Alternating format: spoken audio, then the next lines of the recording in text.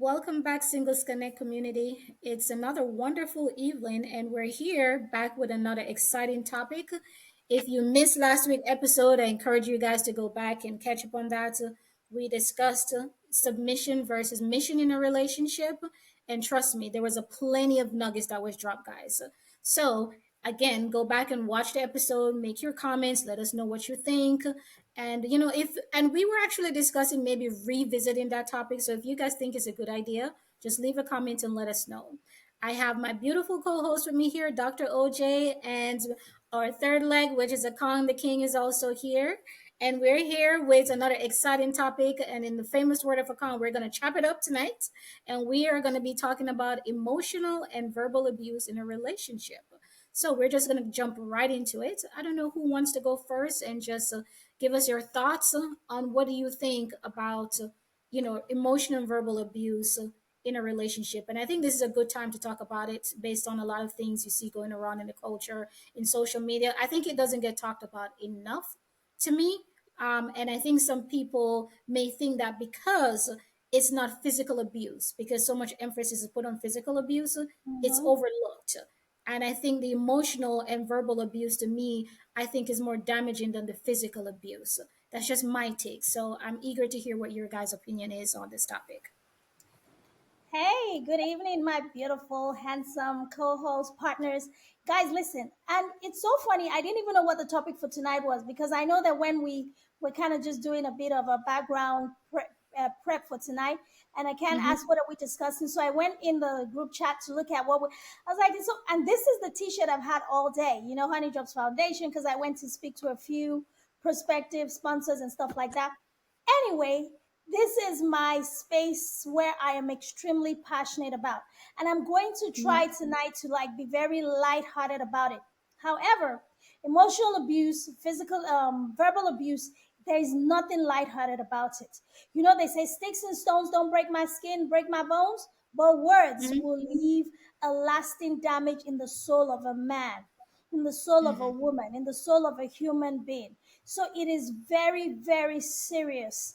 And the kind of damage that we're doing to each other as humans is so despicable, and it seems like we found ourselves in this unending cycle, and people are trying to get out of the wheel, but nobody knows how to, because they say Hmm. hurt people.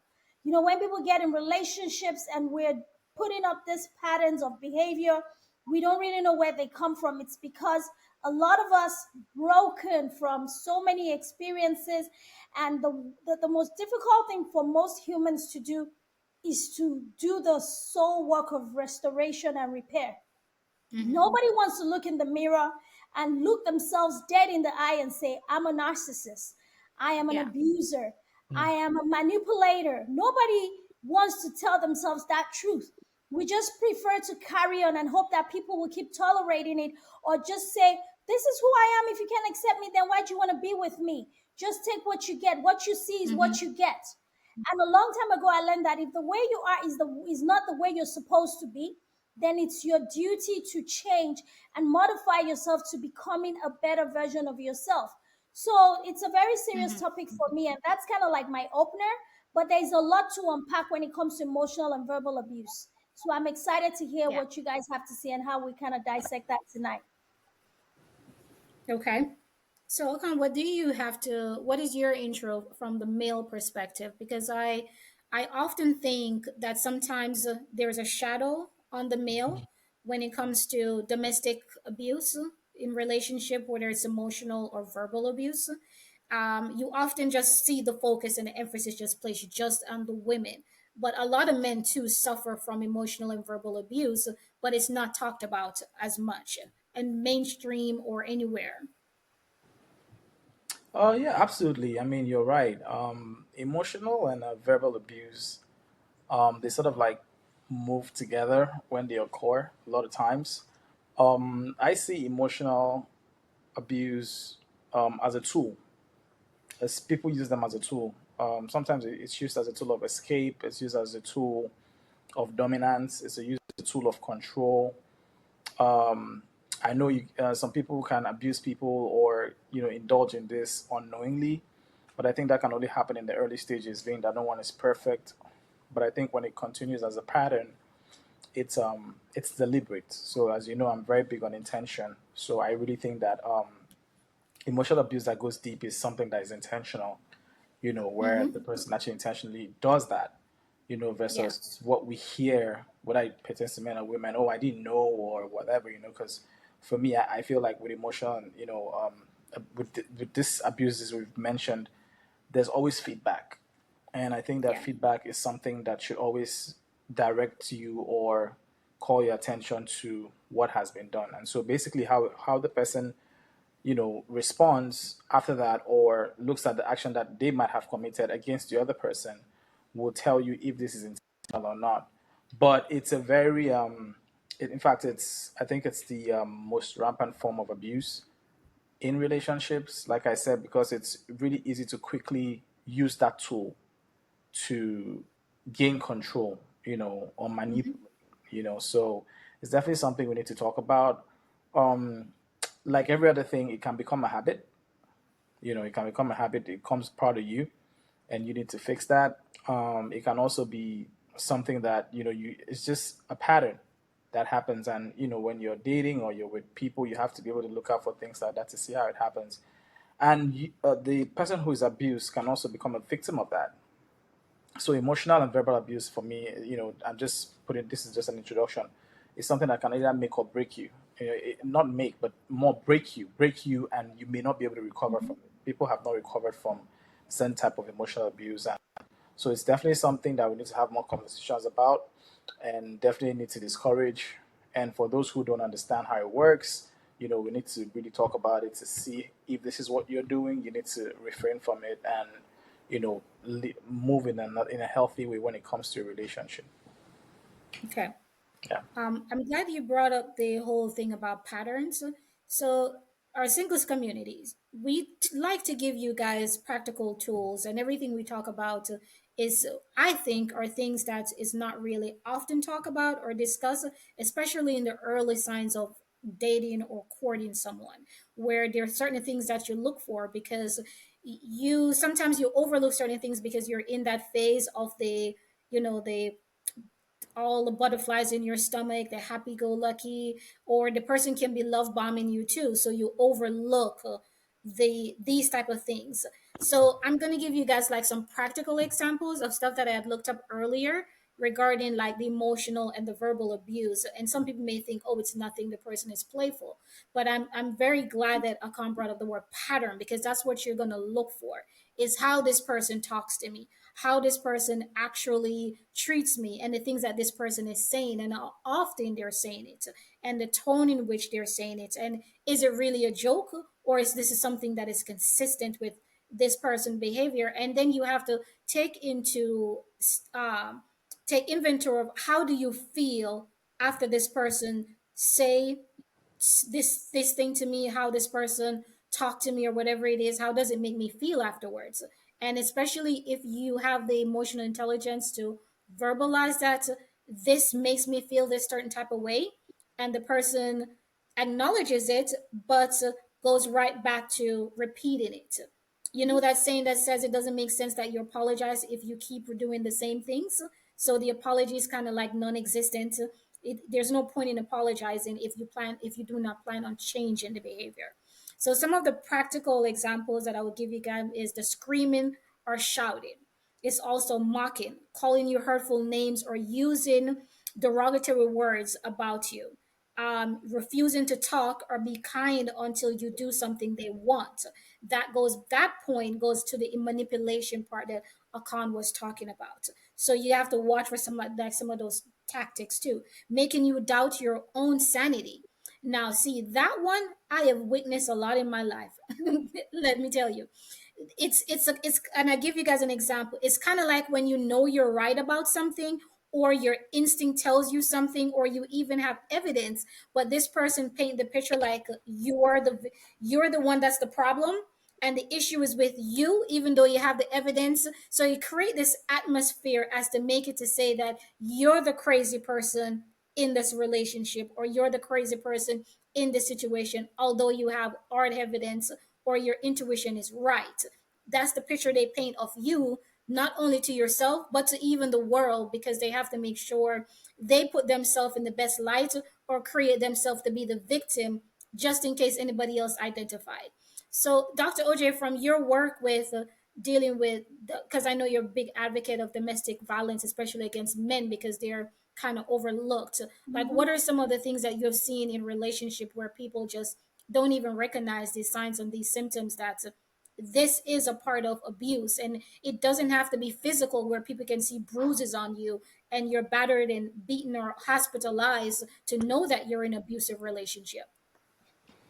I have so many stories to share because I do have access and privilege to talking to a lot of men over the years and still talking to men till this day. In fact, the most recent encounter with a good friend that I just made and met, talking about his experience with abuse in his marriage and how, of course, he's now divorced, but everything that went down throughout that process.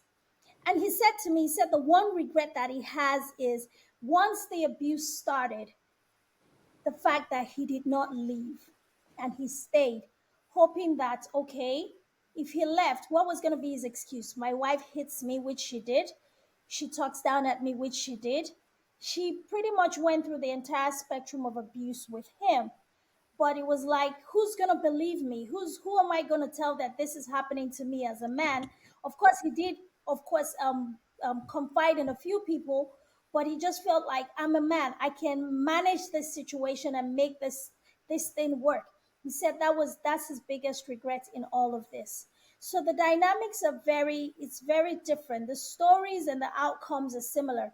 And this is what I told him. I said, look, when it comes to abuse, the analogy that I have found to be most useful to helping most victims see themselves, because when a person is in the thick of it, or even after they get out of it, especially men, they stay in denial mode. Like for they stay in that mode. They're like, I'm Mm-hmm. fine, I'm good. You know, this stuff, no, it's okay. I came out, I'm good. I'm like, no, you're not good. I said a soldier goes to war for his country. You know, America, we're big on our military and we really look at them with a lot of respect. And every time we run into them, we make it a point and a culture in this nation to say thank you for your service. But that service came at a price. There is no military veteran or even active duty person who has been in active combat that will tell you that they went and came back the same. That means the Mm-hmm. whole human being went into war, but a portion of him came back because there are parts of him that were stripped away by that act of service. He's hurt, he's broken. There's PTSD to deal with. There's so many things that they get to experience that they can't even begin to verbalize or explain to people back home who are here looking at them and saying, thank you for your service. And most of them are thinking, you don't even know the half of it, and Mm-hmm. none of them ever come back home. And I said, you were that soldier. You were in an abusive relationship. Verbal abuse was hauled at you. Emotional abuse was hauled at you. Every single act was stripping away some parts of your soul, and you did not realize it. And in order for you to move on, and I think that is why we have a repeated cycle. Like a lot of people want to move on, and that same person wants to feel like, okay, after a couple of years, I'm healed, I'm whole, now I'm going to get in another relationship without first doing the soul work to restore themselves. Mm-hmm. I said that is so important. And of course, a lot of men don't want to do the therapy, the psychological, the spiritual, and all of those things. They don't want to do all of those things. So I said, you have to. If not, all you're going to offer the world till the end of your life is just bits and pieces of the broken man that came out of that marriage. And I Mm-hmm. think you owe it to yourself to try to put it back together. Of course, God helps you. I said the spiritual aspect is part of the work. And of course, the medical, the psychological, all of those things, God gave us those resources to pull it together so that we can have our souls restored, so that people can be restored. And I think until we start to look at the aftermath of abuse and see how much damage it does to the soul of a man or a woman in this case, right? It's sometimes irreparable if that person does not confront it and starts to do the work. So yes, it's very deep seated with the wounds that are left behind. Okay. So I'm glad that you brought it back to that perspective, or you brought it from the perspective or example of the analogy of a soldier going off to war, because it is part of you that dies. In especially as I said, to me, I think the emotional and the verbal abuse is even more damaging than the physical abuse. Yes, your wounds will heal, the scars will fade, and and so forth. But when that someone damage your self-esteem, your self-worth, your mental state of mind is broken down, is like that person chips away a little piece of you every single day. And that's why sometimes it's harder to recognize, because they said some people are in relationship and they're like, oh, this person is just playful, oh, this person, it doesn't mean anything by it. But if you look at, as Akan says, it is a pattern of behavior. Like you have a simple argument, or there's no conversation or discussion that is without yelling or shouting, the name calling, the belittling, the also, the pick using your weakness against you, stuff like that, throwing things in your face.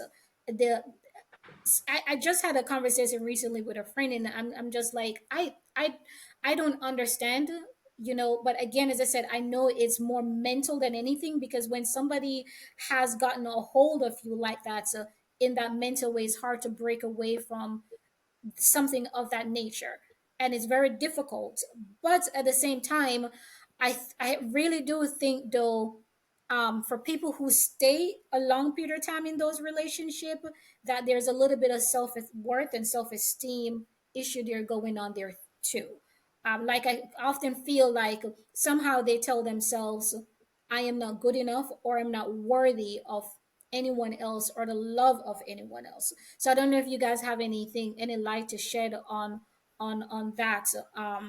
Whether it's maybe it's to Dr. Oj's point about the PTSD form of it, or is it that you just don't know how to even say, because somebody may be able to understand, okay, physically I'm being hurt, but when I'm going to say mentally I'm being abused, emotionally I'm being abused, like, I think that's what I think people find it hard to grasp it with, because, like, oh, what do you mean? You can just walk away from that easily. But again, as I said, I think it's a little bit more difficult than when somebody's actually beating you, because that person is chipping away a little piece of your soul, your humanity, every single day, that is make you feel worthless, make you question yourself, your self-worth, your self-esteem, and all of that stuff, which makes it even a little bit more harder to walk away from situations like that. Yeah, I think a lot of times, and to listening to you, that point you brought up is very important.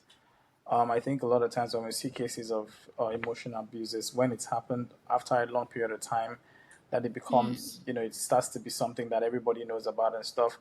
I think even with the people who you feel like they're like, okay, let me stay and whatever, we're actually talking about extreme cases, like where it becomes really, really evident that this person has been abused for a while. But if we critically want to look at emotional abuse, the point of self-esteem, your low self-esteem, that allows someone to, allows you to allow someone to abuse you that way is definitely there. But what I've come to also find that a lot of times the abused, it doesn't know that they're being abused. They actually don't know it. And I think that's the biggest challenge in this cycle, where being abused can become normalized, that you don't even notice it. And I'm sure you have friends or whoever has been there with people who have been abused. You notice that the person that actually called their attention is the people that were around them. Sometimes they didn't even know that they were being treated badly. It's their friends that hung out with them or their family that hung out with them and be like, wait a minute, why would he talk to you that way? Why would he? Is this how he talks to you at home? Is this how is this how she talks to you at home? Is this how she behaves? She doesn't. And then you're like, oh, mhm, really? No. And then sometimes you even see them defend it, like, no, no, no, it's not even a big deal. It's like, it's like, we understand each other. So they don't know. And then when such conversations comes up again, time over time, then they start to realize that, wait, oh, it's true. yeah. And he Mhm. he always been doing this thing like this, whatever, but I didn't take it like. So that's, I think for me, that's the most dangerous part of abuse. The Mhm. abusee doesn't know that they're being abused. And so before they even find that out, sometimes it can take years. Then maybe when it becomes really extreme, because you have to understand the abuser too, as they go on the pattern, the tempo increases. And then that's when it becomes extreme. And then that's when it becomes evident. But by that time, a lot of damage has already gone down, with this Mm-hmm. person, right? And even when they leave that situation, they're still with that patterns. I've been in patterns where I've been in relationships where some patterns have been displayed. They came out to me and said, "Wow, sorry I responded this way. I've been so used to being in a toxic type of relationship that now I have to respond in a certain type of way." So it's important to do that. So I don't want to say that to that point, because I'm not always about like just talking about these things and not having solution. The Mm-hmm. importance of having people around you who also know about the things. I know we like hiding things in our relationship. You should be careful, but you need to have at least two, three people who like hold you accountable, who are watching and seeing this person who you're interacting with, see the way they treat you, because sometimes you might not be able to see. And one of the reasons why you might not be able to see as well is because of the emotional attachment in terms of your love or your like, or the Mhm. butterflies as you should call it, might blind you to saying Yeah. those things. And you see, picking up on this abuse early is good. And sometimes even people that abuse, they're not totally or absolutely bad people. Yeah, because you have to also understand, people abuse people unknowingly. But what happens is, when you have a good self esteem, when you have a high self esteem, you can say, you put a stop to, you say no, do not do that. This is abuse. This is why this is abuse. And they're like, oh, wow, I didn't know that that was abuse. And, that's a positive reinforcement. And it goes back. But so I just wanted to touch on that part, that the reason why, emotional and physical abuse is so dangerous, and the reason why it's always bad, and the reason why people always think, like, why did she stay in this relationship for like 10 years? It was in this thing. Because when you're in there, especially when you're confused by, your emotions, your love, and other things take place, like things like sex that, confuse your hormones and all those things, sometimes it's hard to even know that you're getting abused. Mm-hmm. And so I just wanted to bring awareness to that. Okay. Thank you, Akon. Dr. OJ, Welcome. do you have any pointers? Yeah, they say, I mean, like we talk about the fact that you teach people how to treat you. Mm-hmm. So in many situations, the way people are treated is because of the standard that has been set from maybe the inception of the relationship. And I'm going to take this back all the way to teenagers because I get to work with that special group of superhumans. A lot of our young kids don't even know, for the most part, that a lot of their friendships, their new relationships, and those boyfriend girlfriend things that they're doing now in this, well, not just their generation, even when we were much younger, a lot of the behavioral patterns that we put up with, we did not realize it had a name called abuse. We thought it was normal. We thought, calling you by out of your name is normal. It's cool. Kids do a lot of things these days, like roasting each other. Even adults do it, like just really bullying each other. So all of those patterns makes abuse normal to them because they've already been desensitized in other areas where bullying, fighting, calling each other out of their names, especially when the environment or the community those kids are growing up actually encourages those behaviors. So now growing up into an adult, you've been used to that. It's like you now have a boyfriend who calls you, oh, look at you, you're so fat, and you're like, oh, maybe I'll just go on a diet. Now you make an excuse that someone is body shaming you, and now you automatically embrace that there's something wrong with you, and you're the one that has to fix you to fit into their picture of perfection, or something that is okay for them. That's because that has been the norm growing up.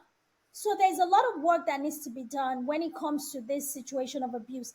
The cycle runs deep beyond the adult relationships because the kids that are being brought into the situation, they are experiencing and looking at those things, and they're adopting that mindset as the norm. And of course, our social media environment, our social media culture, our pop culture, celebrity culture, all of the things that we see, it really reinforces the fact that these things should be normal. So now we normalize verbal abuse. We normalize the fact that people can manipulate you and just put you down, and it's okay. And there's people who will be cheering for those things. Think about it, when you go to a high school and a fight breaks out, guess what the first thing that happens is? Or any school, not just high school, middle school. The first thing that happens, can you guess, guys? They pull Kids, the right? camera out. They put their phones out because now everyone's trying to go viral on that moment of hurt and pain. Nobody will tell these kids, no, break it up. Nobody's trying to be the peacemaker to be like, no, no, this is wrong. It's like, whoa, viral moment, let's get it, let's see, And they're like, so it's our culture has become so denigrated to the point where this thing is affecting multi generations. So us talking about it tonight, I think it's a really good thing. Okay, thank you, Dr. OJ. Thank you, Khan. I'm really happy that Dr. OJ touched on the pathology of it by going back to the youth and how certain behaviors and pattern is normalized. So then, when they become adults and they get into adult relationship, they don't even recognize or understand that the way someone treats you, the way someone speaks to you, the way someone, you know, is around you, is that this is not healthy behavior, that this is a form of abuse, that someone should not speak to you this way, that somebody should not treat you this type of way, because you all along growing up, whether it's from even in your household, it may seem normal for, because some you also we develop patterns of behavior too, and character and personality from our home environment. Maybe you grew up in a home where you're used to each other calling each other's name. You're used to the screaming, the shouting, the loud talking, dropping derogatory words. There's no talking to each other without saying the B word, the H word, or the MF word. Those type of things. Is like there's no normal conversation without you guys talking to each other in a derogatory form. So you go out there and you think that this is normal, and you try to treat other human beings the same way. And so I'm glad that you really went back to the root of the fact that some of these behavior too come from our home environment. It can also be behavior that we picked up and adopt to in our socialization growing up, whether it's in schools or culture or society and stuff like that. But I guess, like, for parents that are listening, or even people that are maybe are helping to contribute in some way, whether you're an aunt or an uncle or a cousin, whatever role you play in the young people life in your circle, like, I guess, what can we impart? I know you gave some example about you treat people how to treat you, and of what it is that they can look out for, like some of the dangers, and also even trying to maybe reconstruct their family and even their friendship. That to say that, mom, dad, this is not healthy, and why can't we talk to each other in a loving way? Why can't we address each other in a loving tone? Why can't one person speaks before another? Why are we always shouting over each other? Like, all of these things, I think, play a role in the how we grew up as adult functioning adults in relationship, and sometimes fail to recognize that some of these habits and some of these things that we develop is not the way it's not the way of to be. Is First of all, it's not healthy, and it also show a lack of intelligence. Personally, for me, if you cannot have a conversation with somebody and every other word is the F word, it to me just show poor intelligence and lack of vocabulary skills. But You don't have to say that sorry. quietly. It is what it is. I'm sorry. It is what it is. But you're so right, Stacy. So, I mean, some of the things that we can begin to do is help each other identify the signs. Because how do you know that there is danger coming if there is no signal? Because God gave us our feelings. The fact that you touch Mhm. something, it burns you. That's a signal to say, oh, that's gonna hurt you. Run. So we have our flight or fight, emotion when adrenaline kicks in. Those are some of the self-preservation things that God put in us as humans, or mechanisms, I would say, that God put in us as humans to protect ourselves. So now, as parents, as community members, as family members, we can also develop some of those mechanisms. One of the things that I encourage my kids, boys, I have boys, and sometimes they want to talk out of their mouth and just say all kinds of things that they're picking up here and there. And I'm like, no, we don't talk like that in this house. And of course, Mhm. as much as I say that, my oldest is 17 and my youngest is 11, and so 17 years of parenting, they still slip up from time to time, and I hear them drop the F bomb. I'm like, no, we don't do that in this house. We don't talk like Mhm. that. So I have to constantly reinforce that, because as much as I'm reinforcing the good, When they step out of the door and they go out to school or wherever, the world is also pouring into them certain things. So we're fighting a battle here. It's an uphill battle. But parents have to be mindful.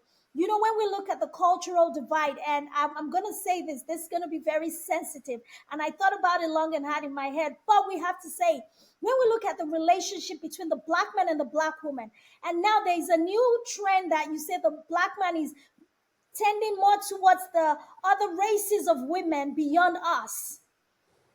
Yes, we can say it, but when we look inwards and we look in the mirror, a lot of us are really very aggressive, and a lot of them are very soft because of the culture they have been brought up in. Now, not to say that it's our fault or it's their advantage, but the reality of the matter is when you look in the mirror, and who you see is someone that is not really producing the results that you want your life to birth, it's up to us to do better. And let me give you an example. For me, I have a very high pitched voice and I can be very passionate when I talk.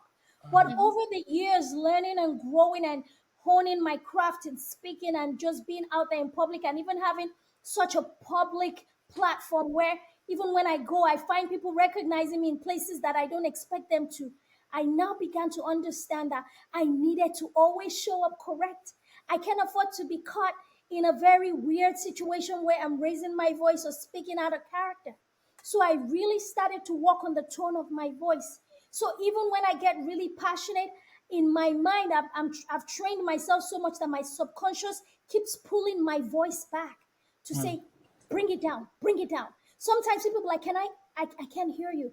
Because I have trained myself over time to speak really low because my voice is high and my passion is heavy. Then that would come across as the angry black woman. But I'm not angry, I'm just passionate. Yeah. And that would come across as heavy handed female. Oh, this, most men will find that repulsive. But I've had to rein in that person because that's not the person the world needs. So, those are some of the things that we have to consciously do because I'm very big on emotional intelligence. I'm very big on self awareness, like our brother Ken always says. So, I've become so self aware. So, parents have to become very intentional. There's some cultural things that are prevalent in black families that certain families don't have. We have to figure out a way to change the narrative. We cannot be okay with letting our kids drop the FMBN word at will and say that's so it's not okay. And we say that's a part of our culture. It's not. Somebody created it and we adopted it. That means somebody can also change it. So those are some of the things. And of course, also helping our kids identify these tangible red flags is important. When somebody is in a relationship or friendship with you and they always talk down at you, it's a red flag. Or they always try to control all of your actions, it's a red flag. Or they do things to the extreme, it's a red flag. Our kids need to be able to identify those red flags because if we don't teach them to do that, they're never going to be able to do it on their own. And if they can't do it as kids, you best believe that as adults, they will not be able to do it. That's all I have. Okay. Akan? Yeah, thank you, Dr. OJ. That's so important. Like the foundation is very important because that's where everything starts from. That's where they pick up. And then, people, like I say, some people, emotional abuse becomes a habit. It becomes a normal, something that's normalized. I just want to say, hurt people hurt people. You know, hurt people hurt people. And I think it's a time, and even with the kids, when we talk about the red flags and we try to tell them, sometimes they might not know because this is something that has happened through generations. So a lot of times, to like I always say, the root of every bad emotion is fear, or every bad thing that happens. And we also know through history that there were horrible things that were done to certain races of people, to the black race, all of that stuff. All these things have constituted trauma. And I'm just saying this to say, hurt people hurt people. And also really speaking about your comparison between, the black women versus the black man. And, so I think for us, it's about putting an emphasis on what our whys are, even with our kids, really letting them know, okay, why do you not need to abuse somebody? And why do you need to identify that this is abuse? And why do you not need to accept it? And I'm talking about from the grassroots level. and them really knowing that it's going to help. Now, on the broader spectrum, it's not going to be very easy to let's just be honest, to put this thing that we're advocating for into a lot of families, because the dynamics are different across the board. People are going through things that you cannot even talk. You bringing up this conversation, I don't even hear it. So for me, I think I'm more concerned about the individual treatment between you and another person. Because as a kid, you can be confused. You're trying to make sense of the world. You're putting things around. That messaging is good, but how many parents even have the knowledge of that messaging? How many parents have even experienced that philosophy? How many parents even know what right is from? How many parents are not just living out abuse themselves, right? But then when you become an adult, like the Bible says, when you were a child, you were a child, you're an adult. Now you become responsible for yourself and you have to do it. And then for me, I think there's certain things you should look to other people doing to understand that this is, and that self awareness is very important. And self awareness, if I may add, it's not something that really comes, it's something that comes with intention. You're blessed if there's people around you that allow you to do that. But for me, recently I was talking to someone that I hold dear to my heart, and I was saying, like, listen, especially in relationships, when you try to be with someone, you should actually try to find out certain questions, certain things for them. What is your intention for me? What is your intention for yourself? Right? Now, when that those are questions you must ask, because if they can't answer it outright, then you need to press on that. Because what I found is that the intention you have for someone is going to let you understand your why, and it's going to let you understand the amount of work you need to do to be with that person. And when you know the amount of work you need to build that person based on who they are, where did this person come from? Did they grow up in a two-family home? Did they have parents? Did they come out from an abusive relationship? Are they hot-tempered? All of these things allows you to know the work that you're going to do, right? So now you can now reconcile. Okay, what am I going to do? And I'm saying this; it goes both ways. Now you're a human being. A lot of times, our emotions go up and down. We're emotional beings. When you get to a point where you say unknowingly emotionally abuse someone, what is going to prompt you to stop and think and say no is that intention that you have. So it's easier for someone who does not have a genuine intention or does not really know what their intention is towards you to continue abusing you versus someone that truly cares about you. Because when you see the person who you claim to love or you have grace for, you like getting hurt to a certain level, that should be enough to stop you to think and say no. There's a difference between standing my ground, making sure that I'm standing my ground because I want to make things, and there's a difference between abusing someone, causing pain and hurt. And I think that's a conversation we don't have enough about. So for me, the item, like I was telling the like, you need to ask what is the intention, why? Because when somebody does care about you, and so that is something that works with our self awareness, allows us, gives us our self esteem, our value. So now you know the things to look out for and the things not to look out for. And so I just wanted to add that, not really to digress, but I just wanted to add that, when it comes to abuse, we can't stay away from self awareness. We have to become very practical. We have to look out for patterns, and we have to really know what we deserve and what we do not deserve, and then it also comes with us as well, because I think a lot of emotional abuse and even the verbal abuse, I think it starts a lot of times unknowingly. Like Stacy said, sometimes it might be a joke or whatever and everything. So it's good to catch it and treat it. So yeah. Well, thank you for that, Akan. And no, I don't think you digress, but one of the points you made that I want to emphasize, go back to, Hmm. you said about finding out the intentions that someone has for you. Yeah. Now, um, trust me, guys, I'm a hopeless person that believes in love. Oh, but for the most part, I'm practical too. And Akan gave a lovely speech, and I love it. However, people are great liars. Remember, I tell you, oh, as my brothers and sister would say. And Akan, you said, what is their intentions for you? Okay, their intentions can be very good, but at the same time, no, I'm being serious.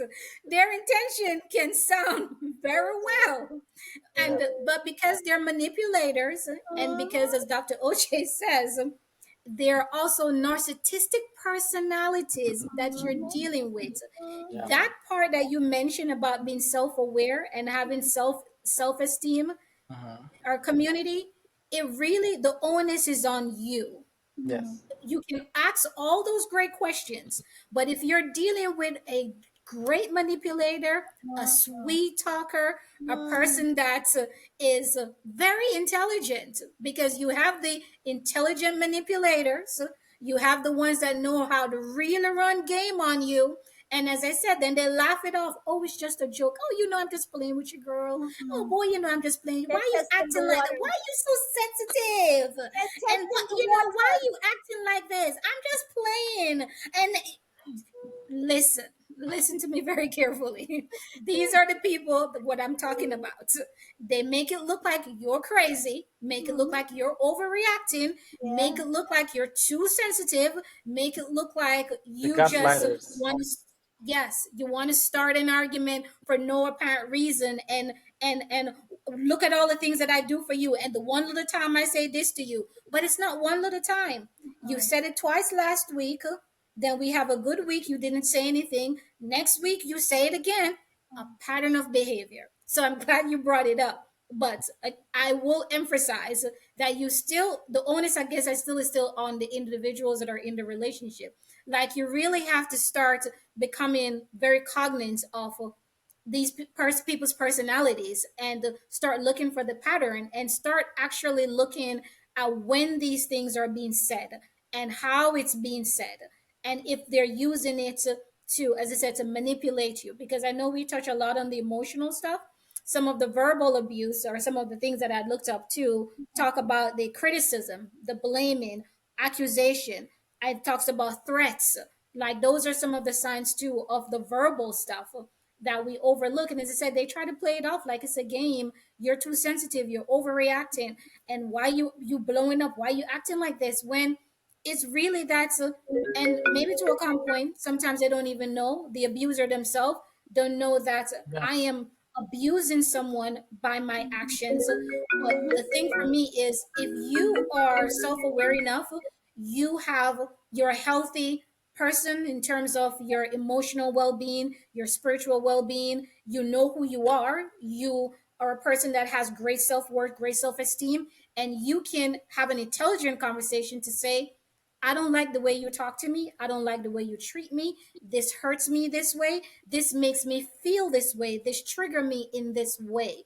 And the person can say, acknowledge it. But if it becomes a constant pattern where you're constantly have to be having this rehearsed conversation over and over again, we've already discussed this. This is what this does to me. This is how this makes me feel. This is how this triggers me. And you're still having that conversation, that person is an abuser.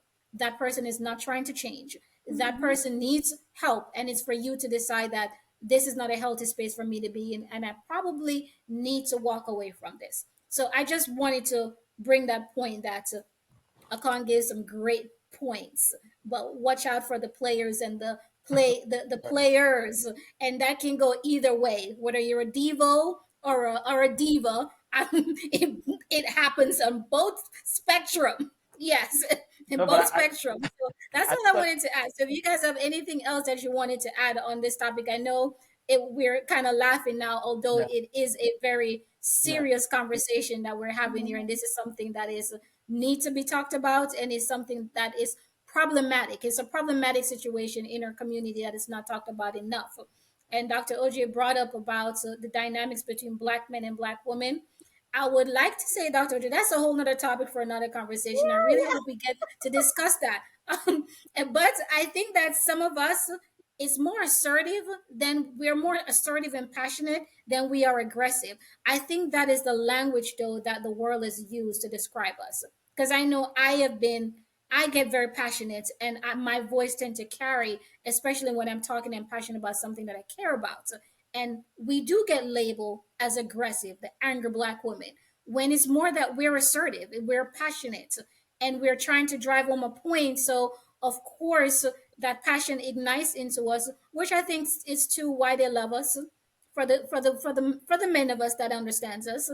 But for the most part, I think we get labeled wrongly because of those things. And yes, some of us do need to tone it down, and we do need to be cognizant of it. But that's another conversation that I think we can have another time. Definitely, I agree with you. I mean, I guess are we as we're rounding up the conversation tonight, everything that we've talked about tonight, all of them just kind of touch on different areas, different generations, different dynamics, different situations. But if we Hmm. bring it out, if we bring it front and center into our relationships, because of course the goal for us as SEC podcast is for us to help people learn and talk about issues that would help us develop wholesome, positive relationships. Emotional and verbal abuse in any situation is unacceptable, and we should all become fully aware. And I believe that the more of us that speak on this topic and raise the alarm and kind of just amplify the red flags and let people begin to identify certain behavioral patterns, like we've talked about, some people don't even know that they are in that situation. So this topic tonight is really dedicated to those people who are oblivious of the fact that they are being trampled on and they are being subjugated in an abusive relationship. It's for us to open up their eyes and to enlighten their minds to begin to look a bit closer to themselves, to the situations around them. Identifying those red flags, those patterns of behavior, very, very manipulative, very, very abusive. You try to put someone down. You say things and you call them out of their names, or you always hit below the belt. Every conversation ends up in an argument. And of course, the Hmm. gaslighters are there, the narcissists are there. There's so many psychological mindsets that have been created and evolved over time that so many people are getting comfortable in. And now the world is more of like a jungle. It's like it's either you eat or you be eaten, but that's not the way it's supposed to be. We're supposed to complement each other and help each other. So, yeah, for those people who don't even know that this is happening, just take a look and listen to some of the points that we have made tonight and try to do a self reflection to see if some of those things apply to you. One thing I know is there's help. There's so many ways to get help. There's therapy, there's so many ways, so many resources that are available, community advocates that can help you get out of the situation. If it's become so bad where there's no way for you to sort of try to get the other person to be better, then leaving is the best option. And of course, we know that living in that situation for most people might not be the immediate resolution, because most of them are probably tethered to those people financially. That means that person has done their work, they've groomed them, and they've set them up so well that they are tied so intricately into that relationship. Then it's time to start unwinding those ties that are binding. Financial independence is one of the things that we advocate for, because there's no human being who can function fully and be the best version of themselves if they are being abused verbally, emotionally, if parts of their soul and their spirit is being ripped apart every day.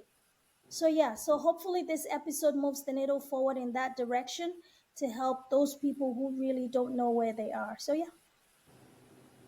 Okay. Yeah, great points made, and Dr. OJ put it in a wholesome format, about abuse, and just really looking out for these things is very important. And I think I'm also I want to also like stress that this is also not really about like just the people who are feeling the abuse. It's like we as individuals who consider ourselves to be, not the villains at any time. I always say like you need to be able to hold yourself accountable. Sometimes you can actually have the right intentions, but you can veer off to the other side unknowingly. So you need to be able to like know that you're. This is in fact jealousy is actually a form of emotional abuse, like jealousy in excess, because that's something people don't talk about. If you're too jealous about someone and now you start looking for ways to have control, it allows you go into different patterns. So those are things that we need to, and the jealousy is an emotion that can come from a place of passion, right? Even a place of like being protective or being in control. So things like that happen. So I think sometimes it's not really these extreme cases that we think about. That maybe this person was whatever. It might be just the subtle things that we don't even think of And so I think we need to be aware of that. And accountability is so important. No matter what, I advise people, please have one, two, three people around you who sort of see your interactions with the person that you're with, because there's just certain things that you can't see from inside, can only be seen from the outside. And if those things are seen from outside and pointed out to you by people who love you and care about you, then now you're able to act on them. You're able to go, and act on these things. It's not easy. Everything in life is discipline. Everything in life is intention. Nobody's perfect. Mhm. So from time to time, we might be the ones, falling into a pattern or doing stuff. It's left for us to find out, and if we see that happening to us as well, based on our self awareness, we stop that. And so, yeah, definitely, we are very definitely advocating for better treatment of people, human consideration, patience, understanding people. Really having, if you're not able to cope with someone, have the courtesy and the grace to let them go for someone who else who can tolerate them or be with them, rather than stay there, abuse them. And so I hope this conversation really brought light to people on a lot of things when it comes to how you want to be treated and how you treat people. And that's all I have to say for today.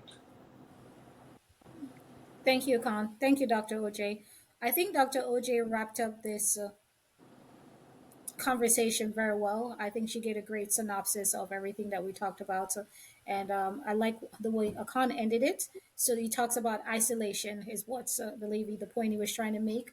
If you're in a relationship that seems to be isolated and that person is isolating you from everyone around you, that's to me is a sign. If the person is overly jealous and that then that jealousy turns into another form of behavior where it becomes the abusive behavior, where it's like the name calling, the controlling, the one to control your every movement, where you're going, the excessive checking in, those type of things where you need to know what I eat, sleep, wake up, all of that.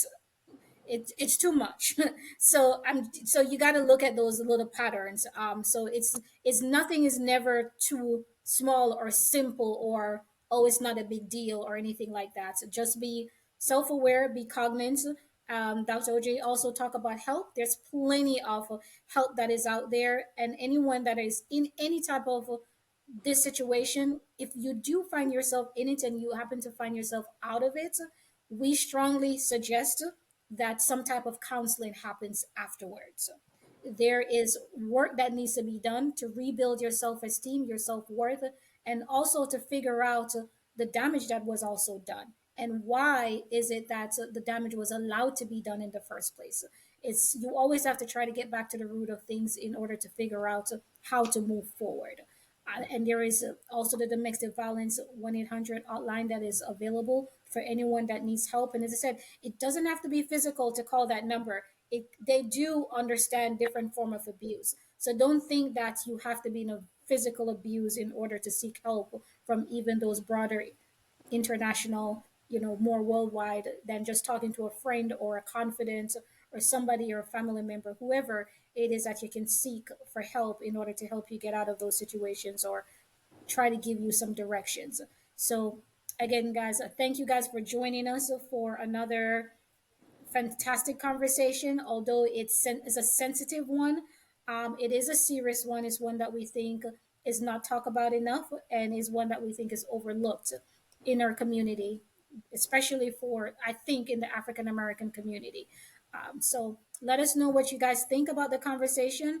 If you want to guys add any comments, leave it in the comment section. Follow us on social media. We're on YouTube. Remember to subscribe and like. We're also on Instagram. And just let us know how you think, everything that we've discussed is helping. Or if you want to reach out to any of us individually, would even if you're in a situation and you're trying to find resources, we've been more than happy to give you any resources that we may have. So that's it, guys. Thanks again for joining us this evening on the Single Connect community, and we'll see you guys again on another episode. Hi, guys. Have a good one, everyone.